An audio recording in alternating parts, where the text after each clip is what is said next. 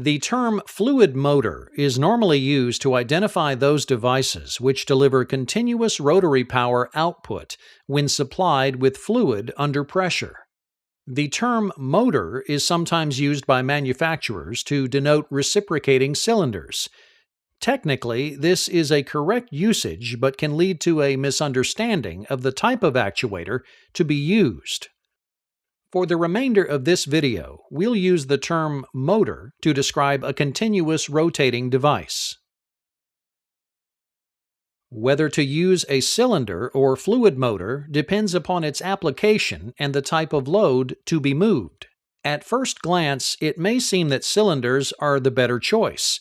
For applications where either can be used, a cylinder is typically less costly compared with a fluid motor of the same horsepower. Cylinders have leak-tight, non-metallic piston seals, which will give a consistent performance at very slow speeds against a wide range of load resistance. Fluid motors, on the other hand, have metal-to-metal internal surfaces which use a small amount of leakage for lubrication purposes.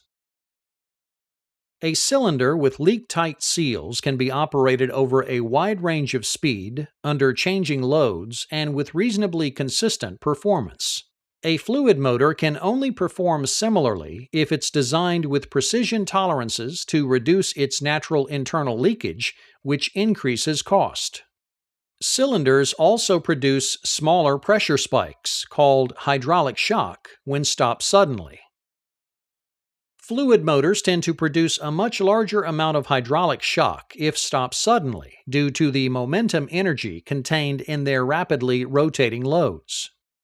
Finally, cylinders are much more efficient than the typical fluid motor. Energy loss can be held to about 5% in a well-constructed cylinder, but fluid motors or pumps experience power losses from fluid leakage and friction within the device. These losses can be anywhere from 10 to 25% of the input power. However, despite all of these setbacks, fluid motors are advantageous due to their complete rotary motion and the ease with which their speed and direction can be controlled.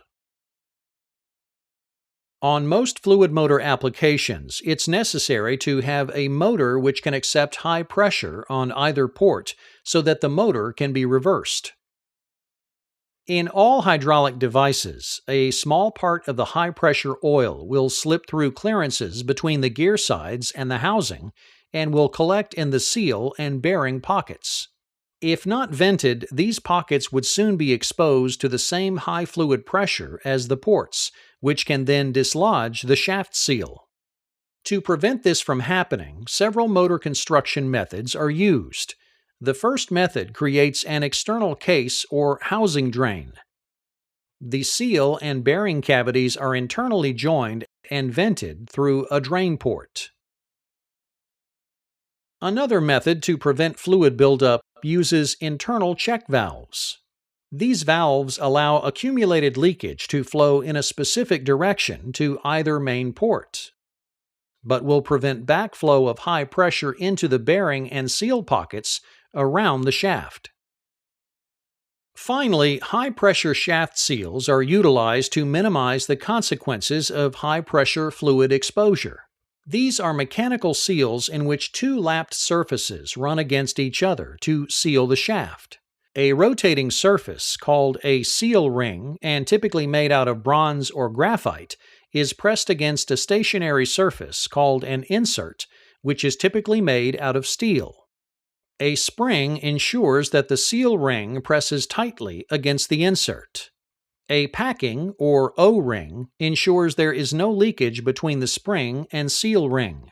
Internal hydraulic pressure ensures the two surfaces are held in tight contact, but even this method is not leak-tight, and weepage is a common occurrence. Additionally, the lapped surfaces are sensitive to contaminants in the oil, which are abrasive and cause leakage to increase. Fluid motors have many advantages over typical electric motors. An electric motor can be prone to overheating, especially if it experiences higher than normal loads. Fluid motors, on the other hand, will simply stall and come to a stop if they are overloaded. Once the motor stops, the fluid begins to cool down. Additionally, unlike an electrical motor, fluid motor speed can be made responsive to its fluid temperature. If a sensor detects an increase in fluid temperature, the speed of the motor can be directed to reduce.